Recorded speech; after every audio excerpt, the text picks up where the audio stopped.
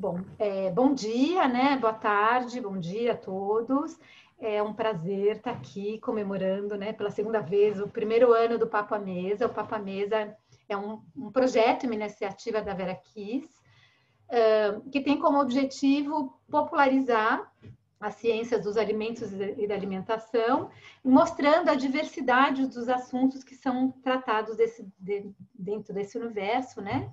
E mostrando o quanto a Vera Kiss é realmente heterogênea, o quanto ela é neutra e o quanto ela gosta de aprender e discutir temas variados e diversos, né?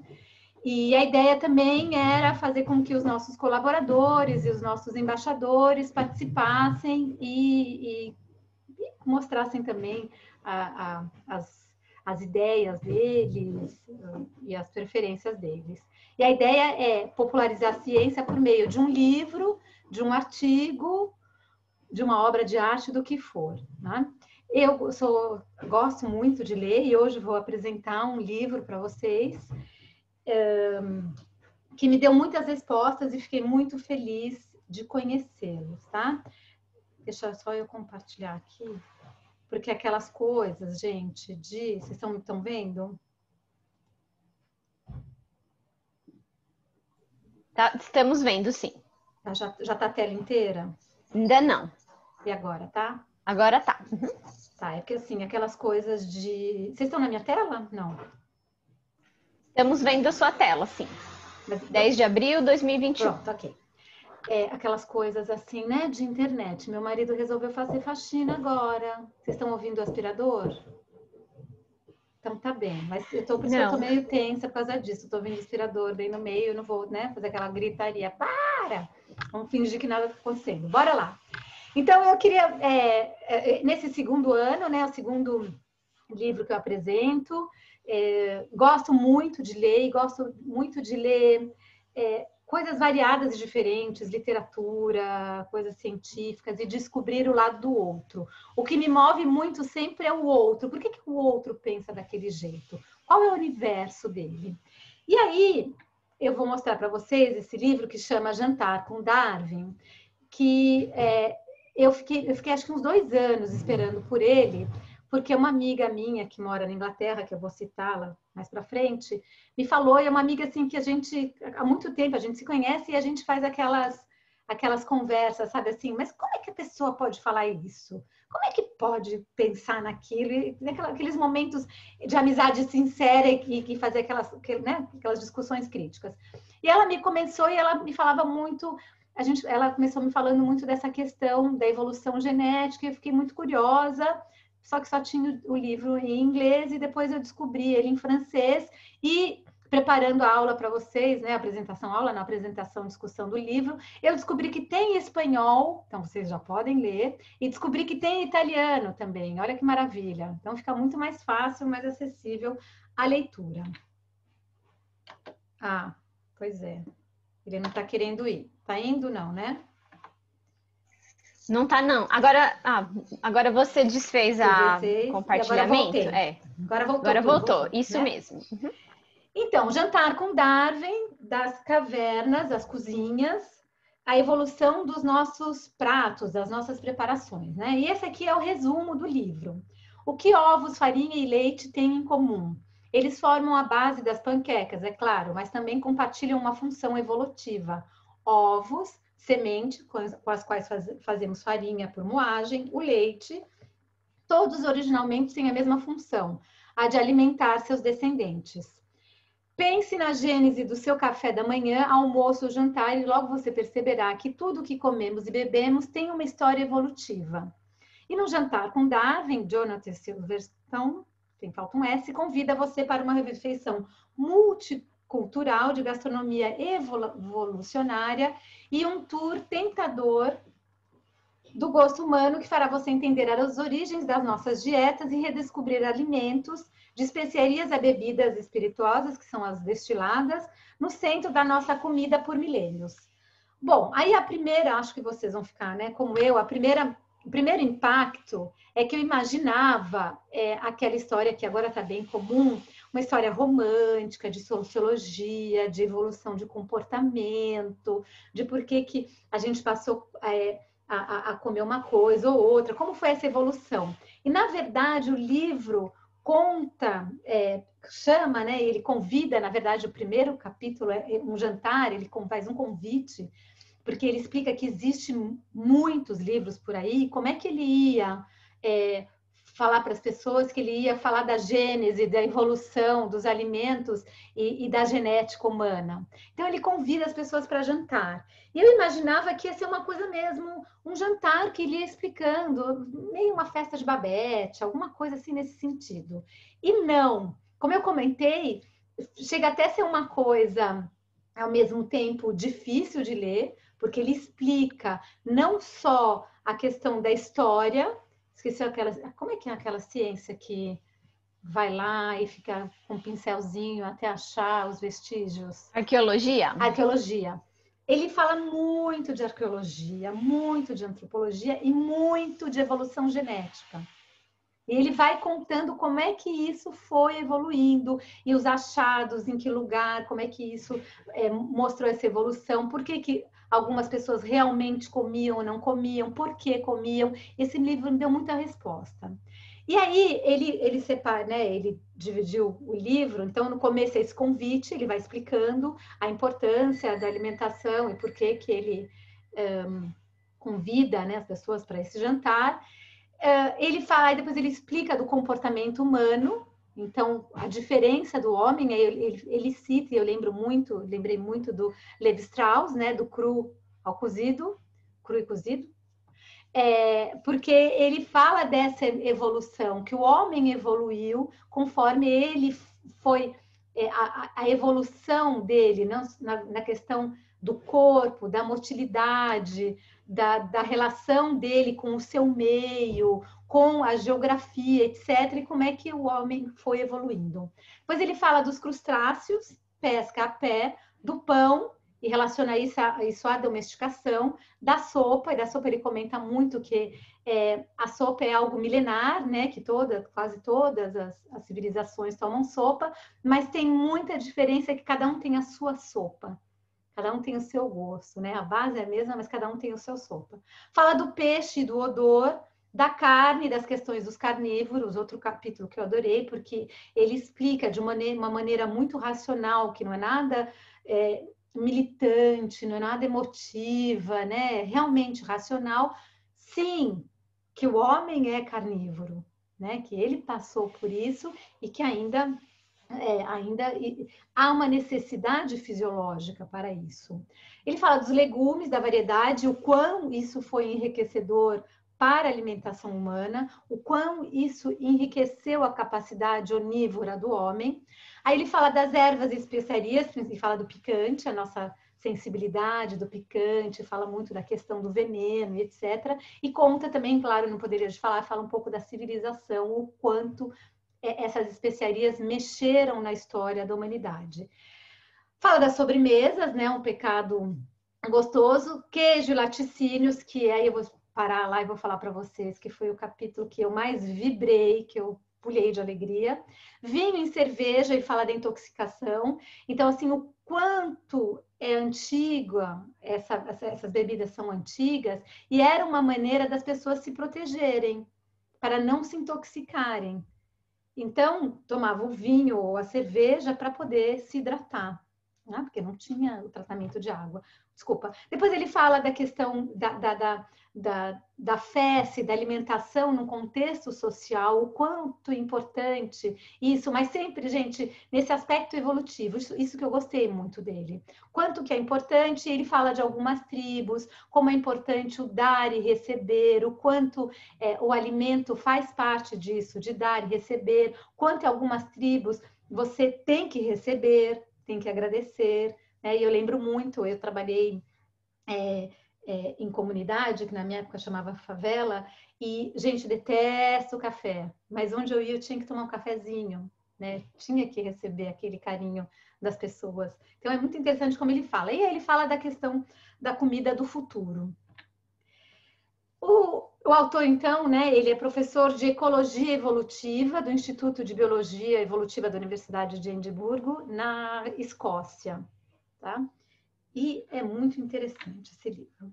Qual foi o contexto de leitura? Eu li ele em 2020, em final de agosto, mas eu descobri esse livro, como eu falei, só tinha em inglês e uma paciência, né? Um livro de 300 páginas em inglês, não queria, estava esperando um milagre, e tinha tá até ali, uma exposição no Palais de l'Homme, Palácio do Homem, Museu do Homem, em Paris, que era sobre alimentação, e eu queria muito ir, não pude ir, fiquei, né, triste por causa do confinamento, e logo que liberaram essa exposição e eu fui. E queria comprar o livro da exposição, só que aí também estava fechado, fui durante 3 semanas, e quando eu consegui a tal da biblioteca do museu, eu caí de cara com esse livro em francês. Que alegria! E li esse livro, então, foi a doutora Dolores Martins de Barros, que ela é médica, pediatra, educadora, trabalhava no Fundão, né?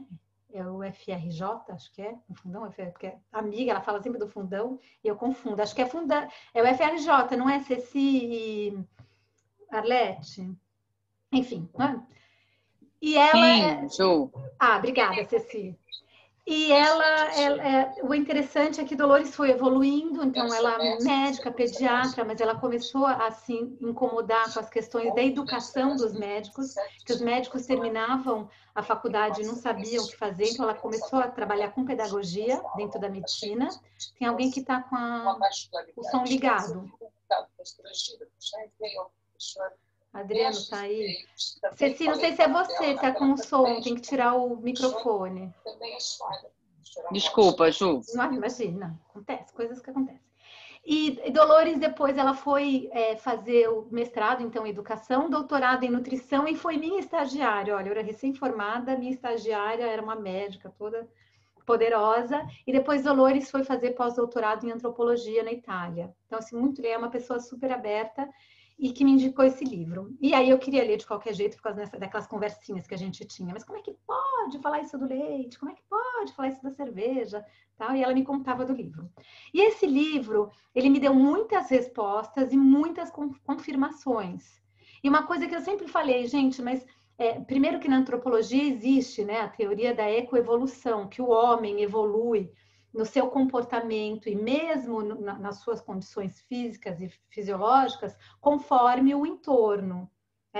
Que não existe um homem, um ser humano único, com todas as características iguaizinhas.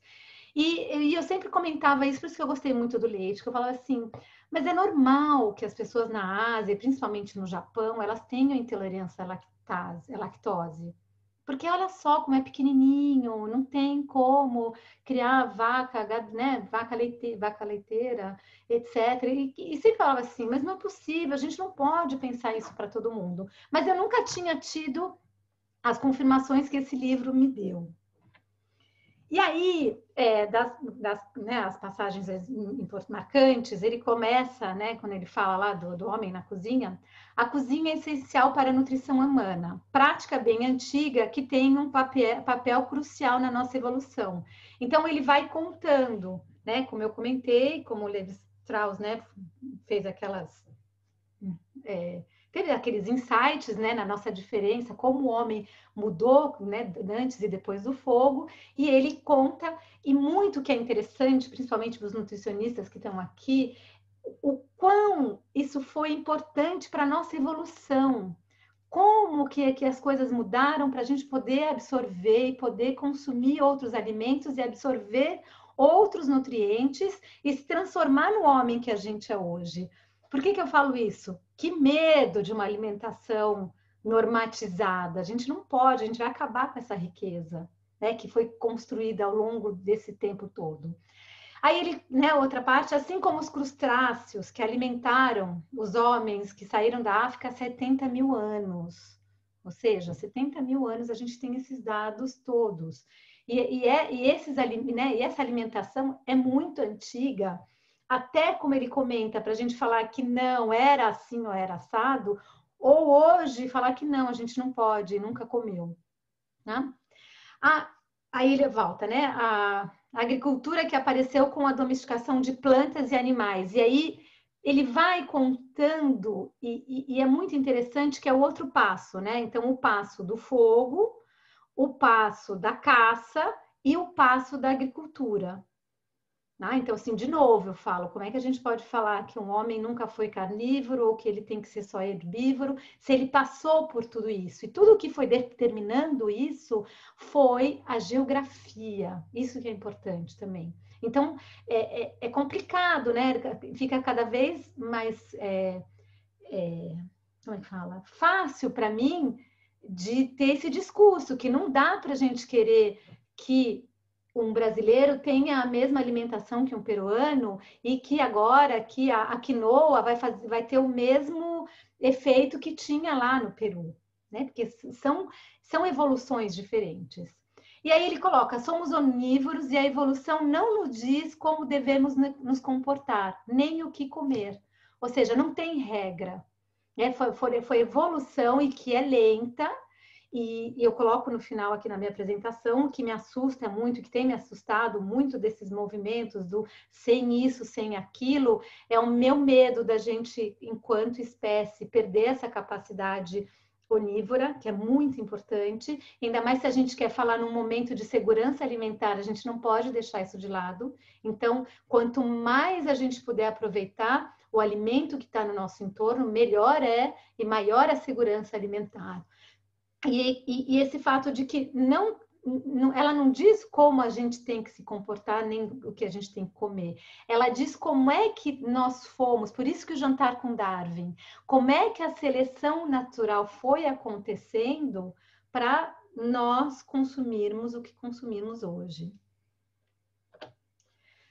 A evolução não impôs limites à nossa alimentação, ao contrário, como prova a diversidade de legumes que comemos. Encontramos meios engenhosos para transformar plantas pouco apetitosas ou mesmo venenosas em pratos deliciosos. Tanto que atualmente consumimos 4.000 espécies de vegetais diferentes. E acho que aqui, com o público majoritariamente brasileiro, a gente pode falar, primeira coisa, da mandioca. Né? Como que a gente conseguiu pela cocção, não é, Paula? Se eu estiver errada, me corrige. Pela cocção, neutralizar venenos. E o quanto, né? E eu acho muito lindo que ele fala isso. Não teve limite. O ser humano foi evoluindo, foi se adaptando, e por isso que hoje é um dos animais que tem essa maior riqueza e essa capacidade de comer quase tudo. Então, por favor, acho que até levanto a minha bandeirinha. Não vamos acabar com essa riqueza, né? E aí outra passagem, em 1785, o biógrafo e cronista escocês James Boswell escreveu: eu defino o homem, gente, vocês viram que meu corretor francês me sacaneou, como um animal que cozinha.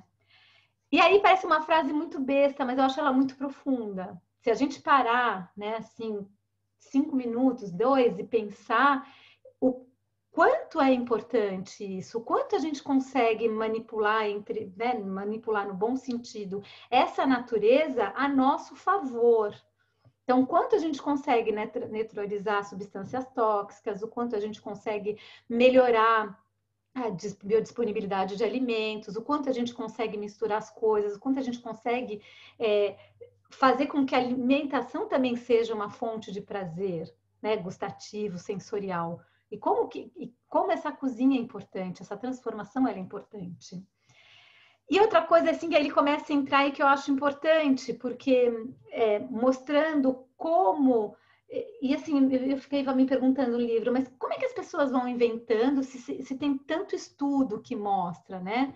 E aí, uma das passagens, quando ele fala do pão, a utilização de moinhos de granito introduziu partículas de rocha na farinha, originando pães mais granulosos, cujos efeitos são visíveis na usura dos dentes de múmias egípcias. Então, olha que interessante, né? Como, né, o material escolhido, como isso marca e fica na história da evolução humana. A outra passagem, as pessoas têm tendência a pensar na evolução como um processo direcionado, dirigido. Não, não é. Como um carro sem marcha ré.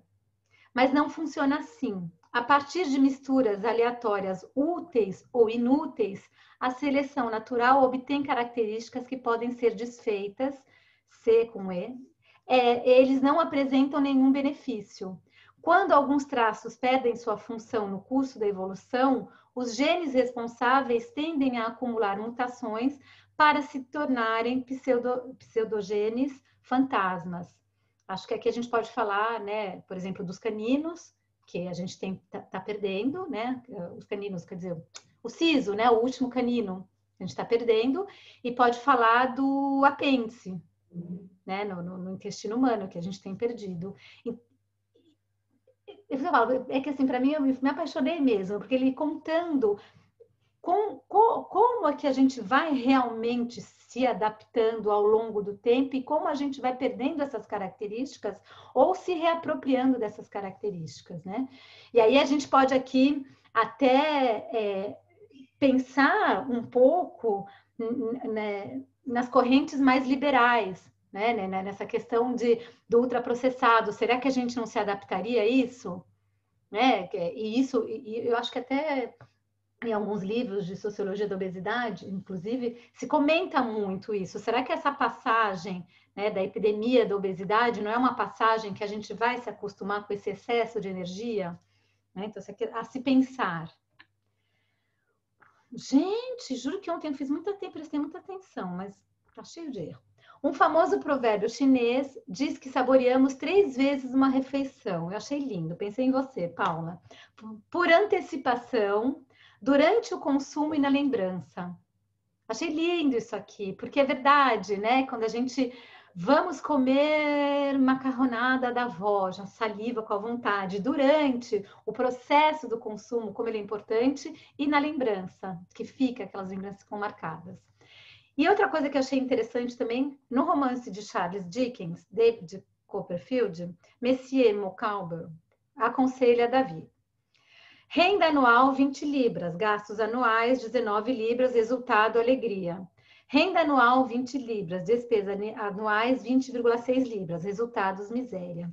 E o autor coloca: se em vez de misérias colocarmos fome e no lugar de alegria gordura, o paralelo entre dinheiro e calorias parece o mesmo, mas esse é um pensamento falacioso, tá? Porque ele comenta muito falacioso, porque ele comenta muito que hoje em dia, se bem que as coisas estão mudando, estão evoluindo também na questão da reflexão e no conhecimento oriundo da pesquisa científica, essa relação caloria-peso muito direta.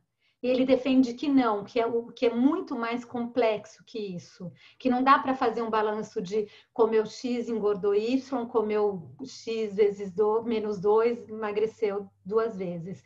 Então, ele fala que isso é muito perigoso tomar essa atitude, porque, como ele diz, o corpo humano é complexo, né? E não existe um só. Aí, meu Deus, quanto erro! A persistência da lactase, eu adoro, foi a parte que eu mais vibrei, né? Eu até estava com a minha filha do meu lado e ela falou: o que é isso? Eu falei: mas eu falei, viu? Achei o que eu queria. A persistência da lactase progrediu rapidamente na Europa Central para o Norte. Trata-se dos efeitos mais marcantes da seleção natural positiva no homem. Segundo a taxa de disseminação do alelo, gente, eu não sabia aquela abinha do gene, não sabia como traduzir. De persistência, estima-se que ser portador representava uma vantagem de 15% em relação aos não portadores. E essa passagem, por que eu gostei? Porque ele vai contando que os períodos de chuva e de seca no Oriente, naquela região onde se nota que existe muita deficiência de produção de lactase, intolerância ao leite, aos produtos lácteos, depois do desmame, que existiram momentos onde, com a questão, né, das temperaturas, da migração e etc., principalmente, o homem ele não conseguia mais plantar alimentos para os ruminantes. Então, eles não tinham mais os ruminantes com eles. E eles perderam esse hábito. Enquanto que em outras regiões, como ele coloca aqui na Europa, a Europa conseguiu manter essa produção de alimentos para os ruminantes e eles continuaram consumindo esse alimento. Ou seja, não houve essa mutação genética, essa adaptação, né? Tanto é que, também posso estar errada, mas se a gente comparar o consumo e os problemas, né, da baixa ingestão de cálcio de fonte de origem animal nessas populações, a gente não vê que há tanto problema. Né? Em compensação, em outros que estão acostumados e têm esse hábito, a gente começa a perceber que existem alguns problemas quando há como é que fala? A parada do consumo disso. E o que a gente tem que imaginar também, que nessa questão de adaptação e nessa questão do leite, a população da Europa resistiu às fomes e resistiu à fome no inverno, graças a esses animais que estavam perto deles, continuavam preparando, né, dando leite e que eles podiam ter o queijo. Por isso, tanto queijo aqui. Isso é uma questão mesmo de necessidade, de poder, porque não tinha, eles ficavam presos nas montanhas, nos Alpes, muito tempo. E a única fonte quase de proteína animal era o queijo e o leite. Então, eu achei muito interessante. E aqui, tá vendo? Uma vantagem de 15%, né? Quem tem essa abinha do gene. Então, assim, e para mim foi o capítulo que eu mais gostei, porque me deu essa resposta toda com isso, né? Com essa necessidade que existe em normatizar e ter uma alimentação ideal para todo mundo. E o que está acontecendo agora, por exemplo, aqui na minha realidade, é a alimentação mediterrânea como a salvadora do mundo e muito interesse político por trás. E o que eu questiono, a alimentação mediterrânea, ela é interessante para quem vive naquele contexto, né? Será que a gente tirando aqui, indo para outros contextos, como é que vai fazer? Primeiro, produzir tudo isso. E tem também uns estudos muito interessantes que mostram, né, que metade da França se alimenta com, né, a alimentação à base de manteiga e creme de leite. E a outra metade, mais no sul, é com azeite. E tem esse comparativo, e como as pessoas se habituam. E o que eu acho interessante também, que ele comenta, porque a gente fala, né, o processo dos alimentos, eu sei que aqui todo mundo sabe que já é antigo, mas que a gente comenta essa espécie, como é que fala, de pavor, né, de processo, e que é tão natural, quando a gente põe farinha e água e mexe, e põe um fermento, vira um pão, isso é um processo. E eu gosto muito que ele defende o queijo e explica tudo, o queijo como um primeiro produto industrializado e processado, e que é muito antigo, né? Assim como o vinho e a cerveja. Olha só, que coisa, mas tudo bem. Mesmo definida como relação de confiança, a amizade se baseia na reciprocidade. Então, quando ele fala no finalzinho da relação social entre alimentação.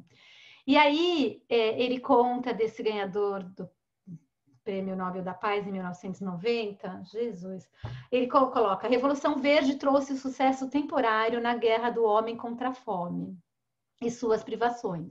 Ela deu uma pausa para respirar. Então, o homem, com a Revolução Verde, aumentou muito a capacidade de produção. Então, não podemos esquecer que antes da Revolução Verde, a humanidade passava muita fome ainda. E depois, com a Revolução Verde, as coisas começaram a mudar. E nessa pausa, mas uma coisa que eu também acho que a gente deveria pensar, como ele coloca aqui, mas também devemos também limitar, devemos limitar também o poder assustador da reprodução humana, sem o qual este sucesso será efêmero. Porque uma outra coisa que ele defende aqui, esse Nobel da Paz defende também, é essa questão da reprodução, e que eu sei que envolve aspectos éticos, religiosos, morais, mas que me assusta muito o setor agroalimentar ficar pensando em como produzir cada vez mais. Como o setor financeiro também só pensa em quanto enriquecer mais, só essa questão do crescimento. Mas será que a gente também não tem que pensar que a velocidade da reprodução humana é algo que também é complicado de gerar? Será que a gente vai conseguir continuar gerando riqueza e alimento para tanta gente? Então, eu achei uma passagem interessante para a gente descobrir. Qual é a mensagem final? Não somos idênticos, isso eu achei que para mim foi a resposta. Então, a gente pertence a linhagens genéticas, mas quando eu falo isso, porque é claro que a gente sabe, nem todo mundo digere bem o abacate. Não, eu acho que ele vai ali num processo muito profundo, que é de genética mesmo.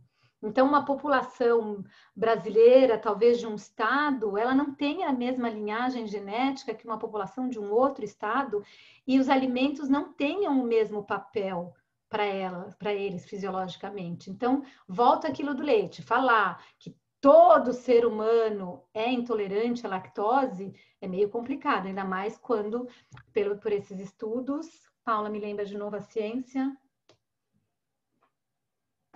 Arqueologia. Arqueologia, ainda mais quando a arqueologia prova tudo isso.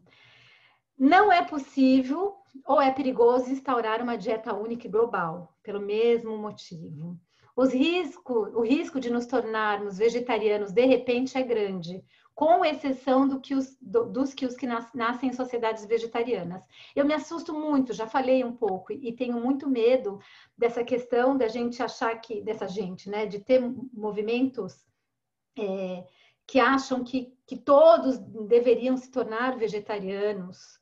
Só que nós temos uma condição fisiológica. O homem, ele vive melhor ainda e absorve melhor ainda as proteínas de maior valor biológico, as que têm maior biodisponibilidade. Então, como que de repente a gente vai mudar tudo isso? Se para a gente mudar uma linhagem genética e para a gente se adaptar, são anos, a não ser que a gente comece a fazer no homem OGMs, né? A gente já, quando o bebê está nascendo, ou o óvulo, a gente já adapta para ele nascer vegetariano ou não. Mas não é o caso. Então, isso me assusta esses movimentos, sem pensar no... Vamos que, né? A gente até está organizando uma aula, Nose to Tail, que assim, em vez de pensar em como melhorar esse uso da carne animal, a gente está querendo extingui-la. Mas isso me dá um certo medo, porque não sei, daqui a 20, 30, 40 anos, o que vai acontecer? Como é que vai ser essa seleção natural? Não se deve generalizar alimentos e dietas. Sim, alguns podem e devem tomar leite, outros não. Grande risco de perdermos nossa capacidade onívora, isso me deixa muito triste quando eu começo... Quando a gente vê em algumas sociedades a grandeza dessas dietas dessas dietas só cruas, ou veganas, ou só assim, ou só assado. Eu acho que a gente tem essa riqueza tão grande que se a gente perder vai ser muito triste enquanto espécie. Nada é por acaso, então eu gosto muito, né? Eu sei que ele é muito criticado, mas eu sempre gostei de Darwin, acho que ele explica muita coisa. E outra coisa que eu fico desse livro, assim, estudar e entender. Por quê? Porque de novo a ciência que eu esqueci, né, Paula? Mas tudo bem. Vou ficar aqui em branco com essa ciência que me foge da cabeça. Arqueologia. Então, assim, mesmo assim, estudando arqueologia, antropologia, evolução genética, isso traz muita resposta para o nosso dia a dia, para entender por que as coisas acontecem. E aí eu continuo, que é uma luta minha e da Vera Kise, Paula, que trabalha comigo, sabe, que gente, não vamos falar o que a gente não sabe, vamos tentar entender. Se a gente ainda não sabe, que era o que eu ficava, do leite, eu ficava assim na minha cabeça, mas meu Deus, deve ser por isso, deve ter alguma coisa. Até eu descobri que sim, tem uma explicação de evolução e genética nessas populações, né? Não falar do que não sabemos, não acreditar em falácias, nem em pontos de vista unilaterais, que é isso. Né? Eu acho que é uma coisa que eu tenho cutucado muito, e nesse momento está um pouquinho mais difícil, porque a gente está passando, né, por outros problemas a nível mundial, né, e social, e nossos entornos também delicados, mas a gente tem que ver outros pontos de vista, que seja em qualquer âmbito da nossa vida, mas principalmente no nosso profissional, porque sempre tem um motivo, sempre tem uma razão. Senão a gente acaba se limitando e brigando. Olha, ninguém mais pode tomar leite, mas por que não? E o que eu estou fazendo com aqueles organismos que precisam? Então, assim, isso que me ficou, quão é importante, isso reiterou que eu penso já há algum tempo e continuo pensando que eu tenho que buscar em todas as áreas de conhecimento para reforçar o meu, ou para, né, como fala, extinguir o meu errado. Isso é importante, é doloroso. Eu sempre falo, né, que acabar com uma crença e um conhecimento é doloroso, mas é importante se a gente quer evoluir. E aí, aproveito aqui o ensejo, antes da nossa discussão, que me lembrou também isso, que é por isso que a gente está organizando pela segunda vez, eu e a Paula, esse workshop Alimentação, Avanços e Controvérsias, que é justamente, depois, Paula, se você quiser falar, é justamente isso, mostrar esses pontos de vista e como o alimento e a alimentação é algo tão diverso, tão diferente, como ele toca pontos tão diferentes, não só do ser humano, mas da sociedade e do mundo. E como é importante a gente saber, né? Então, assim, hoje em dia, muito importante a gente entender de geopolítica. Por que que a gente come isso e não aquilo? É muito importante. Então, convite aqui.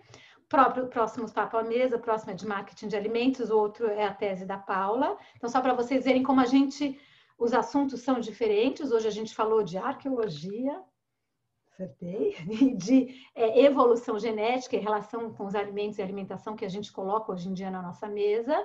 E ser humano, tá? Porque eu vi a Beatriz, engenheira de alimentos, não estamos falando de tecnologia nem de agricultura, Bia, estamos só do o que o homem pode e conseguiu colocar no prato dele. A gente vai falar de marketing e depois a gente fala de literatura e gastronomia com a Paula, só para falar que para vocês verem que é bem diverso. E depois o Veraquiz Conecta, que eu gostaria de convidá-los, que agora o Veraquiz Conecta é para profissionais também. Estão todos convidados.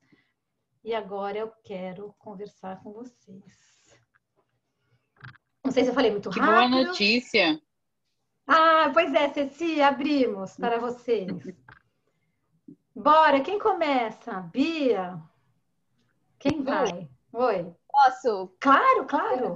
Nossa, eu gostei muito de conhecer essa publicação, fiquei com curiosidade para ler, vou ver se encontro aqui em espanhol também, né? Não sei se a gente consegue comprar por aqui ainda.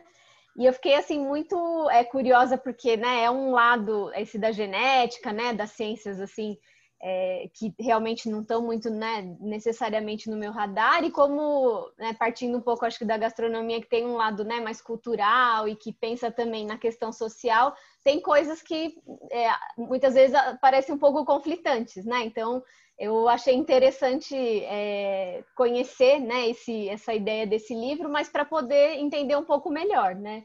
E eu fiquei assim curiosa para o título, né, lá do livro para o subtítulo, né? Se não me falha a memória, ele pensa, convida a gente a pensar a evolução dos nossos pratos. E aí eu fiquei curiosa para saber se ele fala, né, dos ingredientes, produtos culinários, e se ele chega a falar alguma coisa do formato, né, da refeição, que acho que isso seria, né, assim, pensando agora a dieta mediterrânea, como você bem falou, que, né, vem sendo dita, né, como um modelo, mas que no final das contas, né, para nós, por exemplo, aqui, né, no Brasil, além da própria distância física, né, acaba fazendo com que os nossos próprios ingredientes não sejam, né, tidos como ideais e tudo mais. Então, fiquei aqui pensando se o livro também trata desse assunto, assim, do formato, né, da refeição. Ou ele se baseia mesmo na questão dos ingredientes, dos produtos culinários, como você falou do queijo também. Não, Paulo, ele dá algumas passagens, mas muito leve, tá? Já nem me lembro mais, mas eu lembro de alguma coisa que ele comenta, tá? Mas ele fala mais mesmo, e eu acho que você tem que ler, quem é da gastronomia tem que ler mesmo, porque você fica com esse medo do conflito. Ao contrário, ele apoia a tua ciência. porque ele mostra que foi por aí, foi por ali, por essa seleção e por esse caminho, por essa disponibilidade, por essa mudança de sociedade, que chegamos aqui hoje. E por isso que a gente tem esse contexto social. Mas ele não fala quase nada do contexto social. E foi logo que eu comecei a ler o livro, e acho que as amigas que eu indiquei, que não são da área, por isso que falaram, Juliana, você é doida de indicar um livro desse, porque realmente é bem forte na questão dessa pesquisa aí, dos pozinhos, que eu esqueci o nome, caramba, paleontologia. Não, que paleontologia? Arqueologia. Arqueologia, evolução e linhagem genética, porque ele chega até a falar as asinhas dos genes que foram mudando, quantos daqueles genes tem naquele homem que foi achado na caverna não sei aonde, quanto que tem agora, quanto é que tem hoje. Mas leia, porque você vai ver que não é um conflito, na verdade ele vai te dar muito mais força, falar, puxa, é por isso que eu combino aquilo, é por isso que tem esses momentos sociais, e eu acho que ele valoriza, por meio dessas ciências que são super diferentes da gente, ele valoriza todas as profissões dos alimentos e da alimentação. Engenharia de alimentos, medicina veterinária, tudo, a questão da higiene, Maristela, pensa em você. Ele reitera tudo isso, mas com uma visão completamente diferente. Mas já aviso, tá? Não é um livrinho gostosinho, não queima a cabecinha. Tá ótimo, obrigada, viu? Imagina. Parabéns pela apresentação. Obrigada. Ô, Ju, eu assim, achei super interessante, acho que vai complementar as coisas que eu comecei a estudar, e é muito interessante essa coisa do meio, né? Eu já li que, assim, os povos bem antigos, lá no começo, eles tinham uma dieta muito mais diversificada, porque eles eram nômades, então eles comiam o que tinha no caminho. E você mencionou um negócio bem interessante, né, da França, né, que o norte é manteiga e no sul é o azeite. Também, numa das leituras que eu fiz, é que bem também lá na Idade Média, antes de ter unificado dos povos bárbaros e dos romanos e os gregos, era assim, os bárbaros era gordura animal e comer animal, e os gregos e os romanos era o vinho, o azeite, uma coisa mais inteligente, né? Mais processada. Achei super interessante isso, acho que tem que juntar mesmo essa coisa do local, né? Uma vez eu fiz um curso também de civilizações comerciais, onde o professor explicou que o camelo era usado para transporte e para leite. Ele era fonte de leite porque eles viajavam dias e dias, então o camelo era a fonte de leite. Eu não sei como que é leite de camelo, mas, né? É diferente, para a gente é totalmente diferente. E era a forma que eles conseguiam de transportar a comida. Muito legal. Assim, acaba juntando tudo, né? Sim, e o que eu gostei é sair do ego, né? Assim, então a minha alimentação é melhor. Não, existe uma humanidade que andou por o globo terrestre todo e foi fazendo uma adaptação. E assim, se a gente perceber, a partir do momento que o mundo ficou globalizado, essa coisa regional acabou diminuindo um pouco, né? Porque você encontra tudo no mundo inteiro. Eu acho que isso é um fenômeno que vai ajudar nessa transição aí nutricional, da alimentação, que talvez a gente só perceba, sei lá, muitos e muitos anos depois. Eu acho que já está percebendo, não sei, Bia, se a gente já está percebendo, eu acho que ficou uma coisa bem tola, né? Assim, não sei se eu vou ser muito piegas, mas acho que a gente já percebe. O brasileiro, enquanto comia só arroz e feijão, caminhava melhor. Né? A partir do momento que a gente começou a integrar coisas de fora, as coisas começaram a piorar. E por tudo.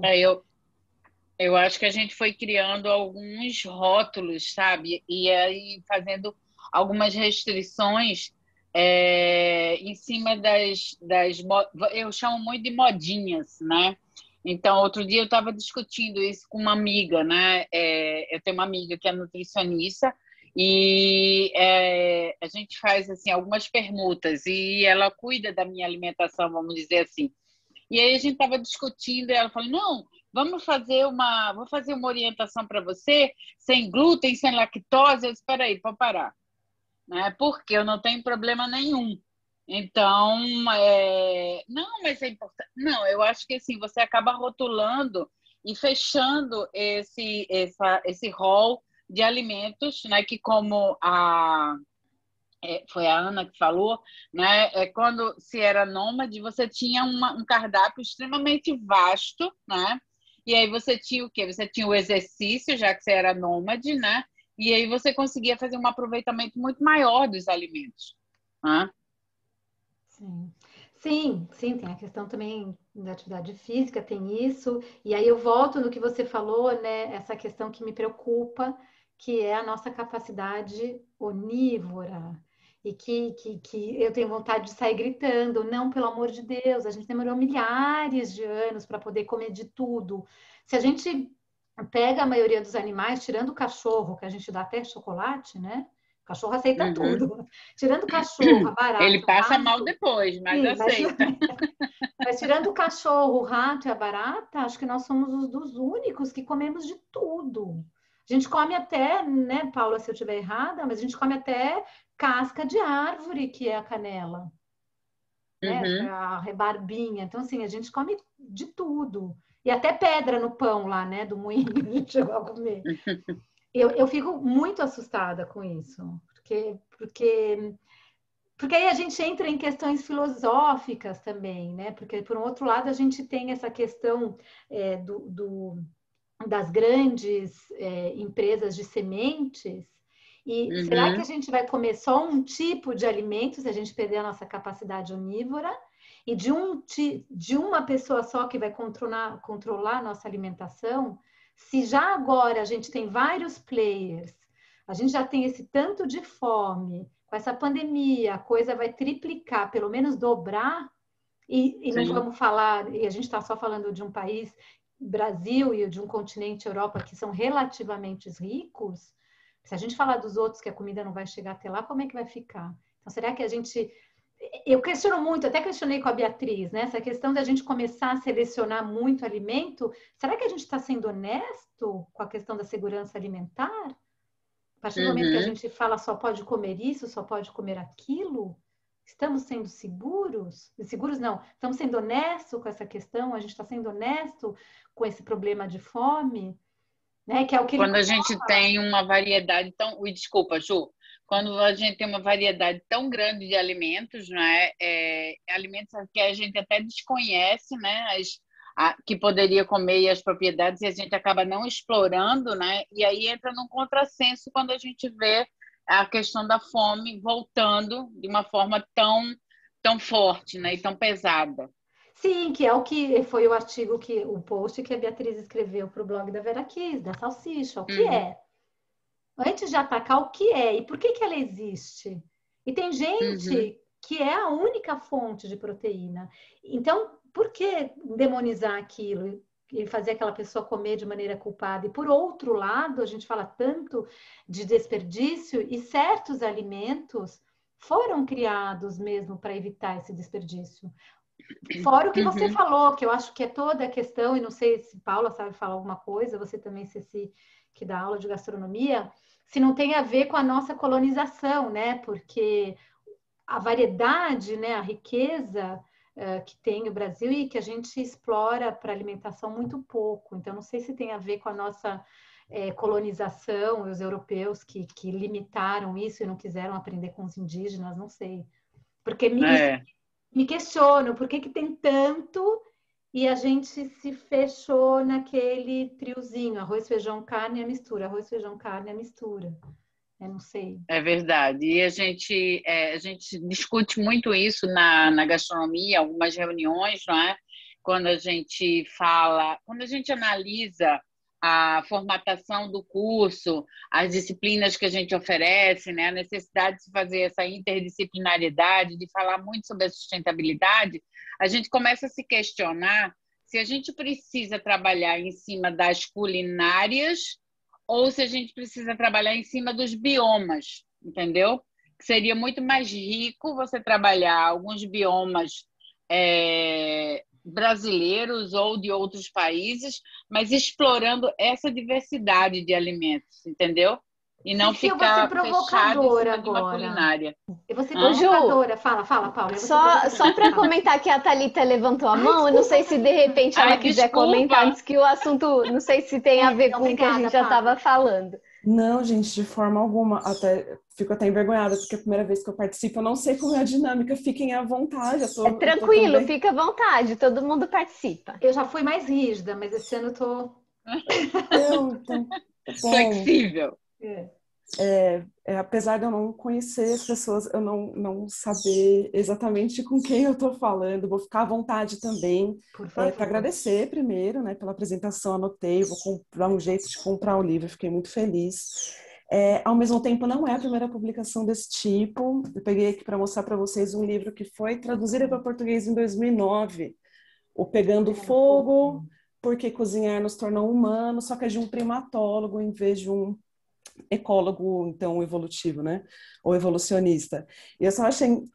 Eu vim parar nessa aula, nessa apresentação, porque eu estou procurando, na verdade, pistas sobre as preferências alimentares do Darwin. E só uma curiosidade...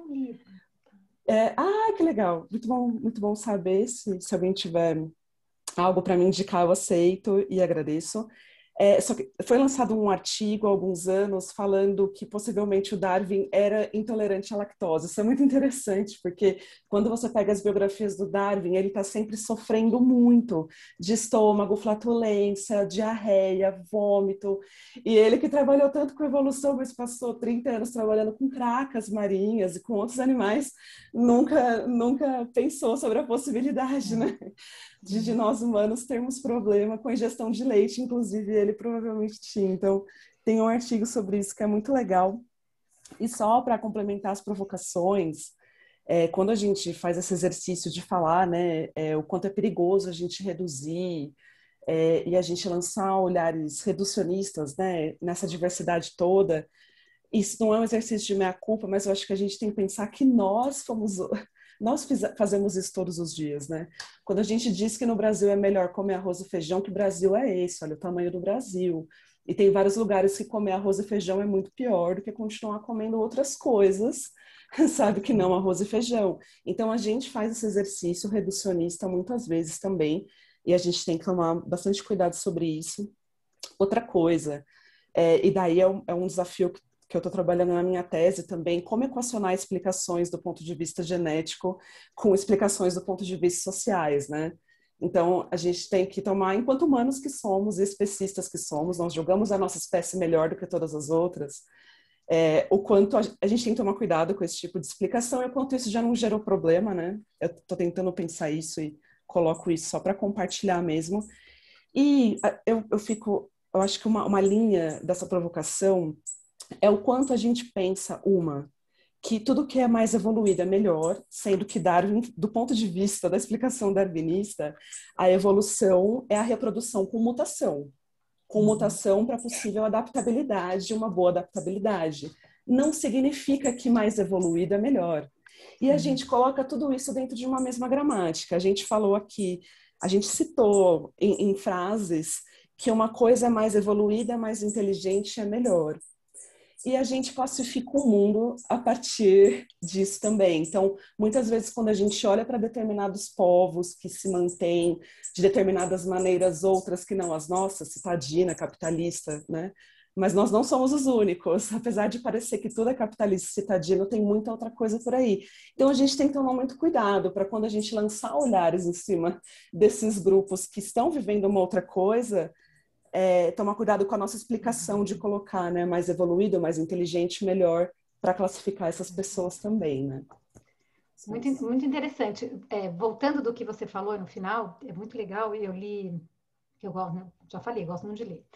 E é um antigo primeiro-ministro francês, o Lionel Jospin, e ele fala do problema da evolução política na França, né? E ele comenta muito o quão perigoso é, como você falou, de países ocidentais quererem impor a sua democracia e o seu modo de viver para em países orientais.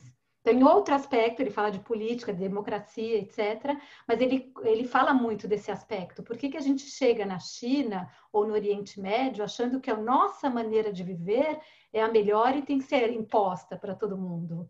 Né? E ele comenta esses conflitos todos que estão acontecendo agora no Oriente Médio, é culpa, entre aspas, né, gente? Não é assim que ele fala, uma pessoa escreve muito bem, mas é um pouco essa coisa da gente querer incitar a nossa maneira de viver em outros locais e não aceitar que eles vão ter outro tipo de democracia e talvez sejam felizes, né? E a mesma coisa que eu acho da alimentação, e concordo com você, evolução não é uma melhoria, é o que você falou, é uma adaptação, né? Talvez isso. E é verdade, eu tenho um livrinho, mas eu te passo, eu não sei se tem em francês, né? Mas eu te passo. E é muito interessante estudar essas alimentações, né? Desses personagens, que é um que eu gosto, mudando completamente, mas eu adoro muito o Honoré de Balzac. E ele passava o dia a café, e ele teve úlcera, né? Ele passava o dia a café. Eu não lembro quanto, mas os litros de café que ele tomava por causa da rotina de escrita dele. É muito legal. Muito obrigada, Thalita. Fica à vontade, assim, todos aqui estão super abertos. Quem mais quiser falar, e a minha provocação, Ceci, se alguém quiser, me corta.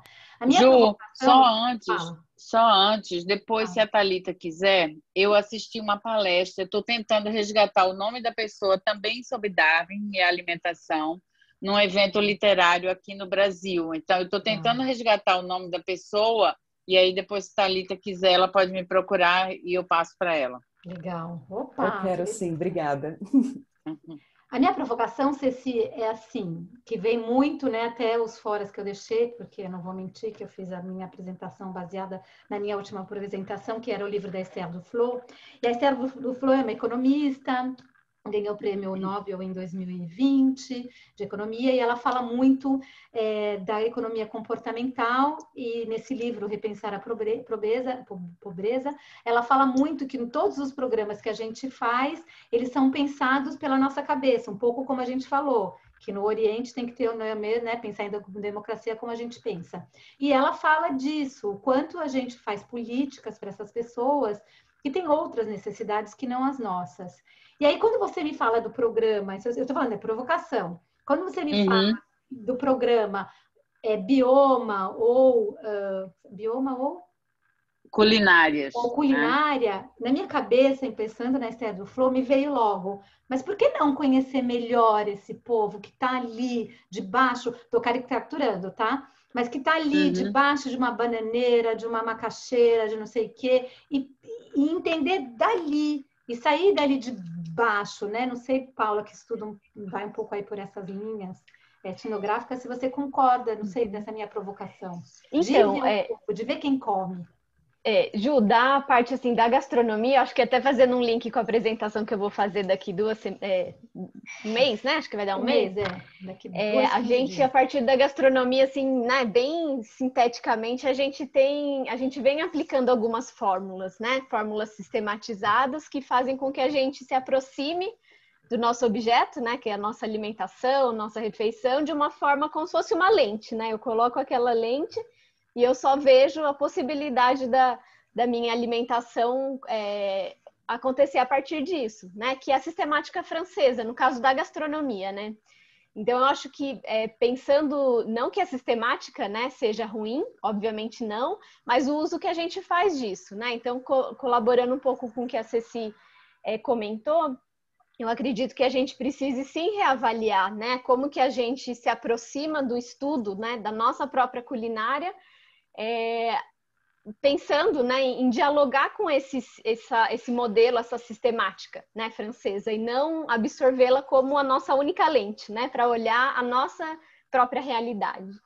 Então, eu acho que é um pouco o que eu vou tratar, né, o que eu estudei nessa minha dissertação de mestrado, né, a partir da análise de cardápios mesmo, né, do modernista Mário de Andrade, mas que eu tento fazer um pouco esse paralelo, né, mostrar os documentos, mas também mostrar que existe uma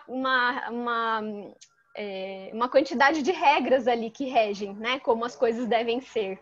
Então, a partir do momento que existem essas regras, a gente pensando que são regras, né, criadas dentro de um contexto específico e a gente só trouxe para o contexto brasileiro, talvez sem né, ter um diálogo com isso, a gente realmente está, enfim, deixando a nossa própria culinária, as nossas formas de comerem, né, as nossas maneiras de usar os ingredientes como uma maneira secundária, né, como se isso não fosse, de fato, algo, uma essência nossa, né? Alguma coisa que falasse sobre nós como povo, né? Como a nossa relação com a natureza, ou como a nossa relação com as pessoas.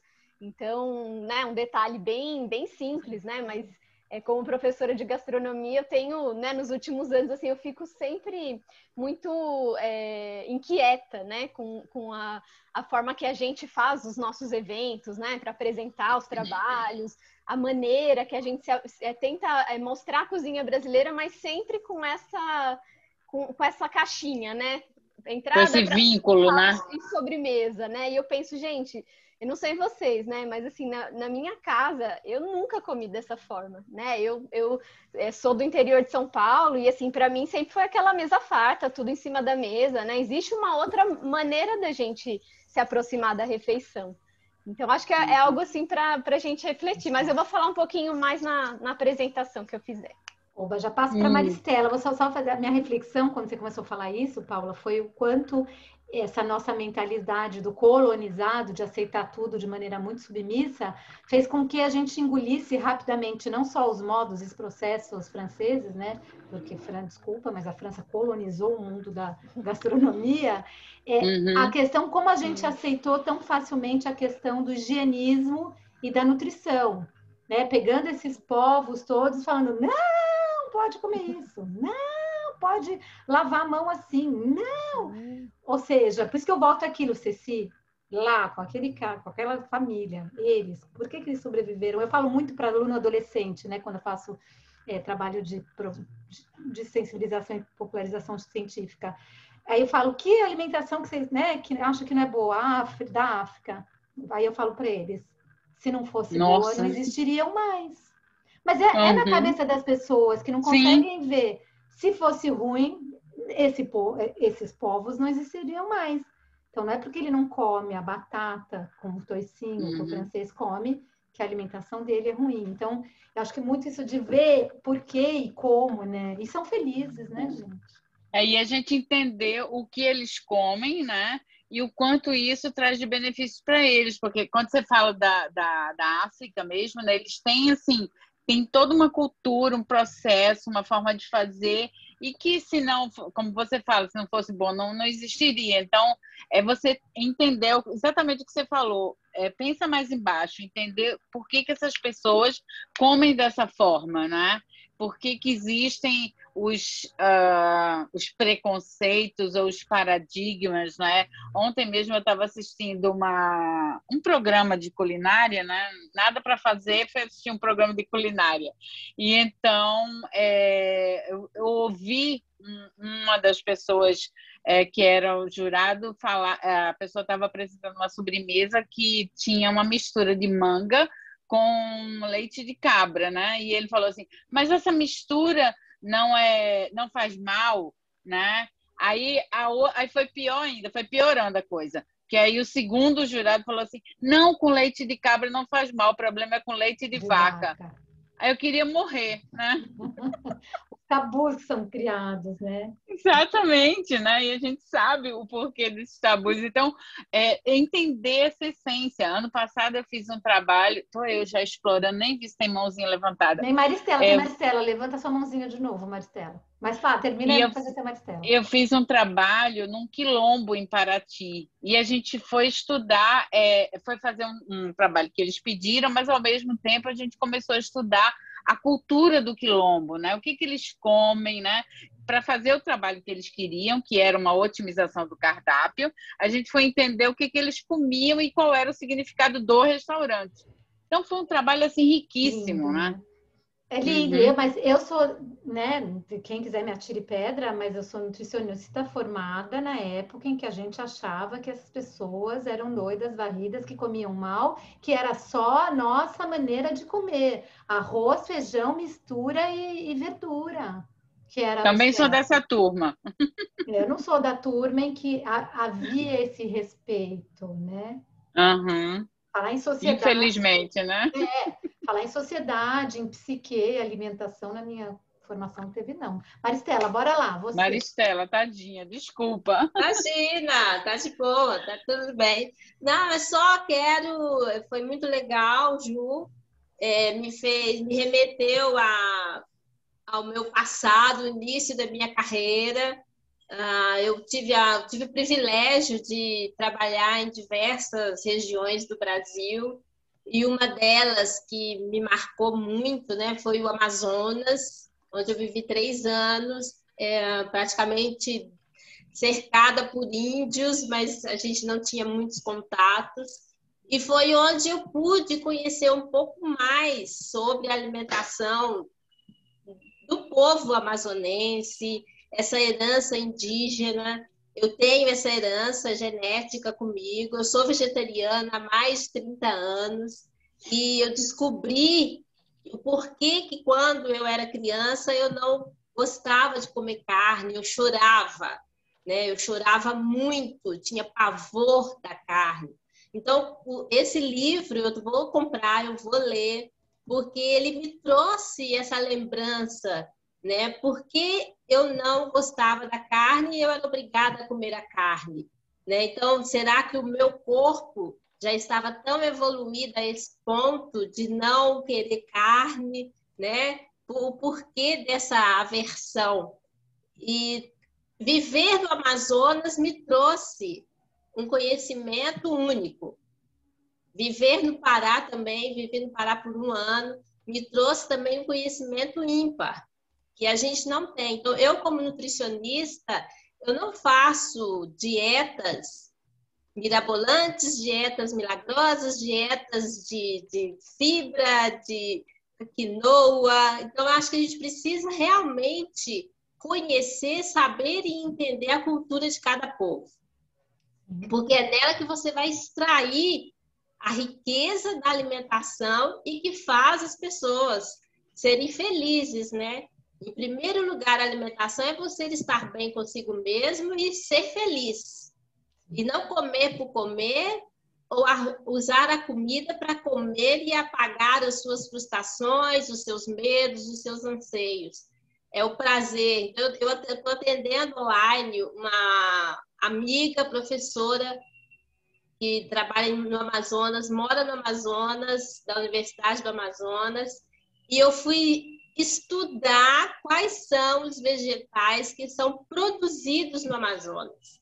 Porque no Amazonas não se planta alface, agrião, espinafre. Então foi muito interessante, porque eu dei alternativas para ela, que ela iria buscar ali próprio do local. E não tem que comprar quinoa, lixia, linhaça, em preços horrorosos, né, de tão caro. Porque realmente eu vivi, conheci, eu sei como é a logística, que o alimento chega até o Amazonas. Então é tudo muito caro. Eu não vou falar para ela para comer um brócolis, um couve-flor, né? Então foi muito bacana, gostei muito, me interesso muito por esse tema e agregou bastante. Parabéns, viu, Ju? Obrigada. Maristela, eu ia falar assim, né? E por que, voltando àquilo que a Thalita falou, né? Que a gente olha muito de cima, né? Assim, se achando por cima de todos. Por que que o brócolis é melhor, né? E pensando o livro que eu fiquei entre esse e um de geopolítica, né? Volto. Gente, geopolítica. Por que que o brócolis hoje em dia está tão na moda, né? Por que se come outras coisas? E aí eu volto do que você falou, que também me incomoda um pouco, essa questão de vamos lutar pela soberania alimentar. Ok, mas está todo mundo comendo quinoa, está sabendo que o valor da quinoa para as pessoas de baixa renda no Peru está muito alto, e eles estão deixando de comer e estão correndo sério risco.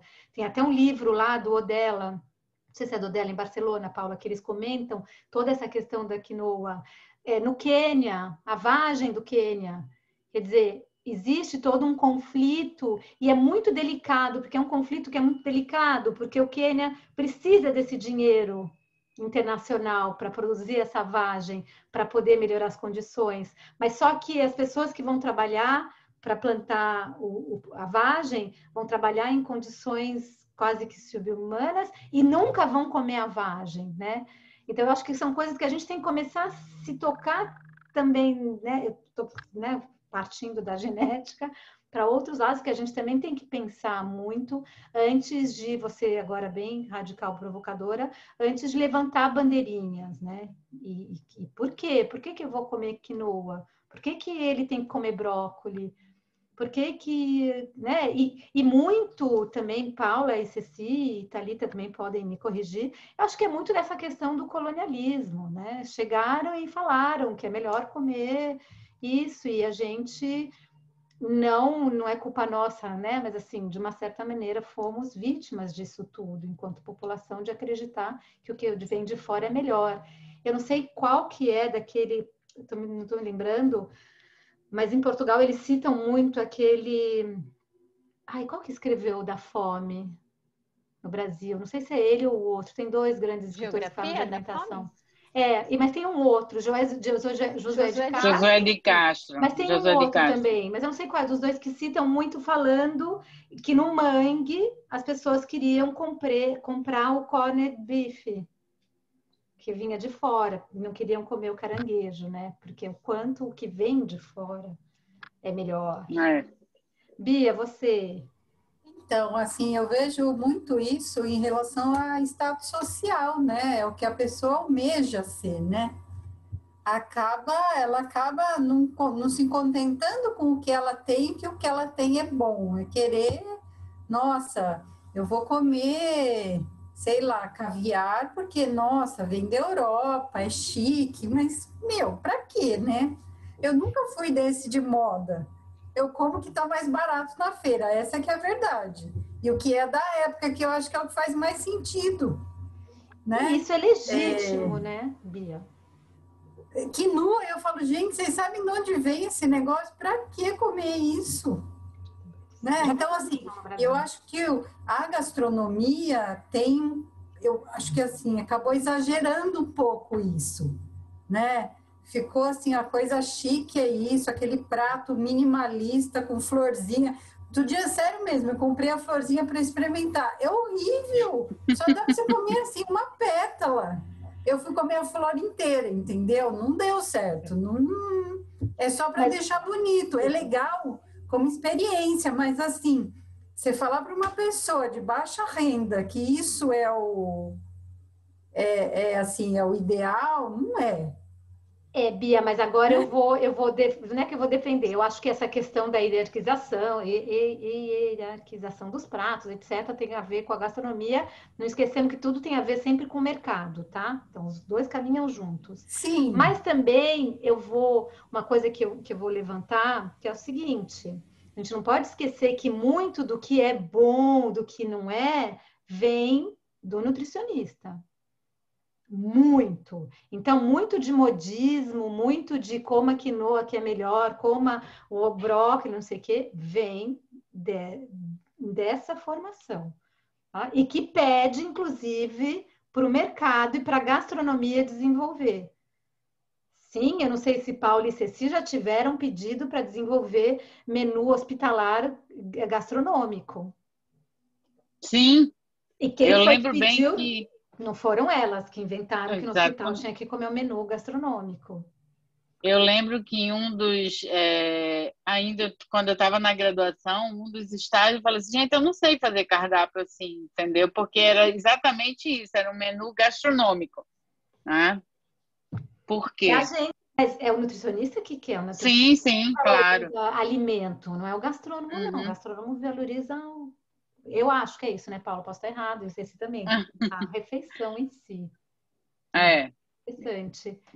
Eu acho que é assim, interessante você pegar uma pessoa da região e ver ela preparar o prato. Porque assim, eu fiquei encantada uma vez que eu fui para a Bahia, essa pessoa foi cozinhar e ela picava a cebola de qualquer jeito, cada um de um tamanho, me fazia uma misturada, não media nada e ficou uma delícia o prato, sabe? Aí quando eu comecei a fazer gastronomia, só que eu desisti. teve uma prova que era para cortar os legumes. O professor pegou a régua para medir. Eu falei, ai, gente, se ele tivesse aqui, ela toma 0 na preparação dela. Mas era o jeito que ela sabia fazer e ficou ótimo. Entendeu? Eu não fiquei olhando o tamanho da cebola que estava lá no prato.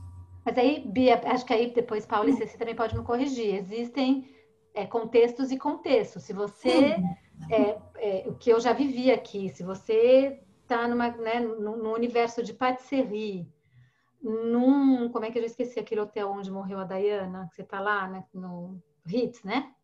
No Ritz, o prato, ele é servido milimetricamente. É milimetricamente. É um outro contexto. A gente entra no luxo, que é outro... Na verdade, assim, não é nem o prato, é o show do prato, né? Porque, assim, os confeiteiros fazem coisas incríveis. É um universo à parte, é o dia a dia. Você não pode enfiar isso no dia a dia da pessoa. É um show. Na verdade, são situações diferenciadas, né? Quando você trabalha, a gente precisa, no curso da gastronomia, ensinar exatamente a técnica, não é? Porque ele pode ir para um lado ou para o outro, né? Ele pode ir para um 5 estrelas, como a Juliana está falando, em que as pessoas valorizam exatamente isso, né? O milimetricamente cortado, organizado, você monta os pratos com uma pinça, né? Que não vai acontecer de jeito nenhum na Bahia ou no interior de Pernambuco, e os pratos também vão ser deliciosos. Porque vai ficar preconceituosa, porque também na França, se você vai um pouco para o interior, também não acontece, não seja preconceituosa. Sim. Gente, posso fazer uma intervenção? São as culturas, né? Vou fazer uma intervenção no sentido... Eu sou formada em gastronomia também, antes da minha formação em sociologia. E daí hoje eu fico tentando entender o que é a gastronomia e por que a gente acredita que a gastronomia é melhor, é o mais sofisticado, e tem muito a ver com o que a Paula falou dessas lentes, né? Qual que é a lente que a gente usa para ver que uma coisa, para ficar mais gostosa, ela tem que ser cortada na régua, e outra não. Tanto que a gente não encontra explicação. Vocês estão aqui quebrando a cabeça, falando, é cultura. Não, a gente tem 2 resultados tão bons quanto, do ponto de vista do gosto, do prazer, mas a gente tem uma coisa aí que a gente não entende, que é por que um é de um jeito, o outro é do outro, e por que aquele que é de um jeito, que é o da Europa, que é o cortadinho, que é o ligado à França, é considerado melhor. Então a gente tem que fazer também um exercício de entender por que a gente acredita, por que a Beatriz comprou a florzinha, mesmo desconfiando dela, provou, achou ruim, e ainda assim pode ser que ela compre de novo algum outro ingrediente na mesma chave. Então, a gente tem que pensar um pouco isso também. É geopolítica, mas é também uma outra coisa para além. É um mercado de bem simbólico, é um mercado de cultura, é um mercado de um monte de coisa. Comprei para experimentar de verdade, mas não sei se eu compraria... Talvez eu comprasse para enfeitar numa festa, porque fica bonito. Mas vamos falar a verdade. Posso falar uma coisa? Todo mundo pode falar aqui, bora lá. Eu sou nutricionista, estou migrando, se Deus quiser, para gastronomia por uma coisa básica que a Ju colocou. A cozinha é essencial para a nutrição humana. E acho que a gente tem um grande problema aí, que nutricionista não vai para a cozinha. Ela segue modas. Então, eu deixei de atender consultório, passei a fazer uma espécie de consultoria alimentar. Por quê? Porque quando eu atendia um paciente, e na maioria são adolescentes, eles vinham com coisas prontas, tipo assim, eu tenho que comer quinoa, eu tenho que comer aveia, eu tenho que comer não sei o quê, eu tenho que virar vegano. É muito ruim. Mas nenhuma família de origem cozinha. Tem pavor da cozinha, porque não sabe preparar nada. Outra, por que precisa da cozinha, da gastronomia? Porque tem diversas formas de preparar aquele alimento.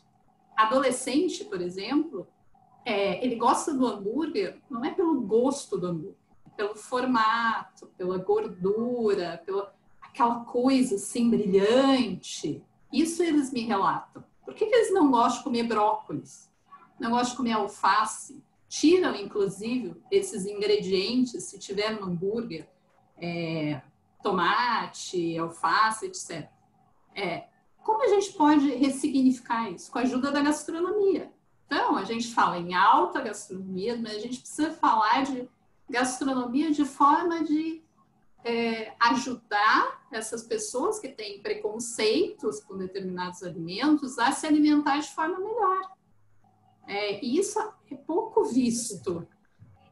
Ivete, acho interessante o que você falou, mas retomando o que a Thalissa falou, eu acho que, né, e retomando a minha vontade de ver várias coisas, eu acho que é muito, que tudo, né, tem a sua verdade, a sua legitimidade, mas é muito complexo, porque a gente tem a questão, então, o que a gente falou hoje, partimos lá de uma predisposição genética, de uma linhagem genética. A gente tem uma psique. A gente tem um entorno microsocial, que é a nossa família. A gente tem um entorno social que é um pouco maior. Depois a gente tem a macro-sociedade. No meio disso tudo, a gente tem as questões de transmissão de conhecimento, a gente tem a questão de cultura, a gente tem a questão de mercado, a gente tem a questão de política, a gente tem a questão financeira. Eu acho que o que eu vejo daqui, eu acho que de novo, né, o que a gente está trazendo aqui, que tratar a alimentação, por qualquer perspectiva que seja, com simplicidade, é impossível. Impossível, porque você, nisso, no que você falou do hambúrguer, tem a representação social desse hambúrguer nos filmes que ele assiste, tem o jovem que é legal, tem o comer com a mão, com a Thalissa, que é socióloga, esse comer com a mão, quanto é importante, quanto que ele é disruptivo, a questão dessas memórias, né, dos alimentos. Não sei se eu tenho razão no que eu estou falando, eu estou vindo aqui na minha cabeça tudo, né, que eu ouvi falar. A questão dos alimentos verdes que evocam uma ancestralidade do medo, da toxicidade. Ou seja, é tudo tão complexo que eu acho que a gente deveria imaginar em não ter mais linhas, né? Ter uma disrupção total desse mundo, uma anarquia organizada, onde tudo valha a pena, onde tudo tenha legitimidade, parar de querer tirar legitimidade de algumas coisas. Porque tanto vale o ensinar uma mãe a comer pela gastronomia, como vale um sociólogo, um antropólogo ou um psicólogo social trabalhar as avós dessas famílias que não ensinaram as filhas, não ensinaram, ou, sei lá, não quiseram a transmissão, né? Trabalhar também a transmissão. Sei lá, eu voto por uma anarquia organizada nesse mundo, porque acho que tudo tem a sua legitimidade, a gente precisa parar de querer dizer que não, né? Que o certo e errado, que me dá angústia, o certo e errado me dá angústia, gente. Boa tarde. Não tem certo, não tem reto. Ana Cristina, diga. Olá, boa tarde. Eu estou a falar de Portugal, é a primeira vez que estou... Estas coisas da internet têm estas possibilidades. Eu vou ter que sair, mas antes... Primeiro, agradecer pela apresentação. Já estive aqui à procura do livro e realmente é fácil encontrá-lo aqui em Portugal, quer em francês, quer em inglês, quer em espanhol. Eu sou fisioterapeuta e porquê que eu vim parar aqui? Porque agora estou a tirar as ciências da nutrição e vou só, antes de sair, agradecer a todas as excelentes contribuições, porque são fundamentais nesta fase que eu estou a crescer enquanto formação nesta área de nutrição. Deixar aqui uma pequena provocação, porque não os insetos, que é uma questão que eu estou a investigar neste momento. Estou com um projeto, já verifiquei que existem também vários projetos a nível do próprio Brasil de produção de insetos e que poderão ser realmente aqui em termos de alimento sustentável aqui uma excelente fonte e não tem que ser uma questão da flor, que não tem que ser o inseto inteiro, não tem que ser o grilo frito, mas pode ser e perfeitamente, e é já muito utilizado, por exemplo, o inseto seco e granulado e em farinhas, e que nós não temos sequer a ideia que o estamos a consumir, mas que pode ser realmente aqui um excelente substituto. Tenho pena de ter que sair, porque agora vou ter funções como fisioterapeuta, mas deixar um beijinho a todas e vou tentar acompanhar em próximas sessões que possa estar presente. Obrigada, Ana, obrigada, prazer, e venha para as próximas para discutir com a gente. Próxima a gente vai falar de marketing. Sim, também é uma área que eu gosto muito, não é? Porque, assim, a área da nutrição é uma coisa recente, mas como fisioterapeuta já sou há 23 anos, portanto, tenho muito esta ideia também o que é que as pessoas gostam, o que é que não gostam, e também deixar uma sugestão, não sei se vocês já alguma vez já leram ou já falaram sobre este livro, que é um livro Em Defesa da Comida, de Michael Pollan. Foi o primeiro. É excelente. Também vai um bocadinho dentro desta linha, da ideia da avó, da gente só comer aquilo que as nossas bisavós comeriam, aquilo que vem realmente em prato e não embalado, e portanto também é uma excelente sugestão de leitura, porque vai de encontro àquilo que tivemos a falar até agora. Sim, obrigada. A gente foi o primeiro livro que a gente discutiu, mas a gente não gravava antes. Ah, ok, pronto. Mas fica na mesma aqui a sugestão para quem não viu na altura. E um beijinho a todas. Obrigada. Beijinhos, bom final de semana. Bom, gente, desculpa, mas bateu o relógio, uma pena isso. Agradeço a todos por estarem aqui, agradeço todas as colocações, são todas sempre muito bem-vindas. Esse é o objeto, a gente conversar aí livremente. Mônica tá aí com uma carinha, não sei se você queria falar alguma coisa. Não. Tem os comentários aqui, a Leti também comenta que ela também não gostava de carne, etc. Tem bastante comentários se vocês quiserem ir lendo. Obrigada, e eu acho que terminando isso a gente viu quanto é complexo e como eu acho que a gente tem que fazer esse movimento para não estigmatizar, né? Eu gosto muito dessa ideia do que defende o Jean-Pierre Paulin em relação à obesidade, da estigmatização, mas acho que a gente tem que pensar na alimentação como um todo, né? E não estigmatizar.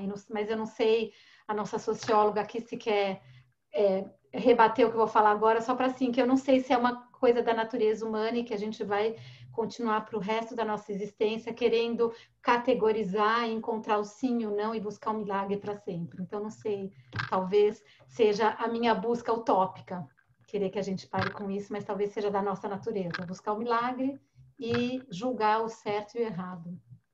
Não sei, mas tentaremos. Gente, muito obrigada, foi muito gostoso mesmo. Depois, Thalita, eu vou procurar o seu e-mail para te passar, senão eu o meu Instagram pessoal, Juliana Grazini, eu uso como meu depositório de livros, para depois eu ler e relembrar. Então tem meus livros lá, você vai ver do Darwin, senão eu também te mando para a gente se ver. Gente, foi muito, realmente muito. Imagina, um prazer, muito gostoso mesmo. Voltem, daqui 15 dias, então, vamos falar de marketing e mercado, que é muito importante. Não é só o bicho mal, mas a gente tem que conviver e tentar usar essas estratégias que têm muito sucesso a nosso favor, e é isso que eu falo, vamos usar o marketing. Eu sempre uso essa metáfora, essa brincadeira. Por que a gente não usa essas ferramentas todas para vender cenoura? Então, a gente tem que estar mais perto dessas ferramentas todas para trabalhar o que a gente quer trabalhar. E Marcelo vai ser meu aluno em julho? Curso de marketing, está se mexendo, por isso que eu te vi. E depois, daqui a 15 dias, a tese de mestrado da Paula, que também vai ser muito interessante. Voltem! Eu sei que é difícil, sábado de manhã, tá todo mundo maluco, cheio de coisa, mas voltem porque é muito gostoso. E vai estar lá no nosso YouTube para vocês assistirem de novo. Obrigada a todos. Obrigada. Boa tarde, parabéns. Parabéns, obrigada. Até mais. Foi ótimo, obrigada. Um beijo. Beijo, até já. Tchau, tchau.